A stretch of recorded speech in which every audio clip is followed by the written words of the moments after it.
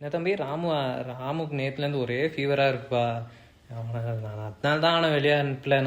நீங்கள் போய் பார்க்குறீங்களா? இல்லை, நீங்கள் பார்த்தீங்கன்னா உங்களுக்கும் அப்புறம் ஃபீவர் வந்துடும். எதுக்கு? நீங்கள் போய் விளையாடுங்க, நான் அவனை அப்புறம் அனுப்புகிறேன். சரியா? எங்கே டூர் போகிறீங்களா? டூரெல்லாம் வேண்டாப்பா. அவனுக்கு ஜோசியர் எங்கேயும் போகக்கூடாதுன்னு சொல்லியிருக்காரு இந்த மாதம். அதனால தான் யோசிக்கிறேன். இல்லைன்னா நான் தெரியுமே, உங்கள் கூட அனுப்புறதுக்கு எனக்கு என்ன பயமா? இல்லை, இந்த மாதம் போகக்கூடாது அவன். அந்த ஒரு விஷயத்துக்காக தான். நீங்கள் போயிட்டு வாங்க தம்பி, பரவாயில்ல.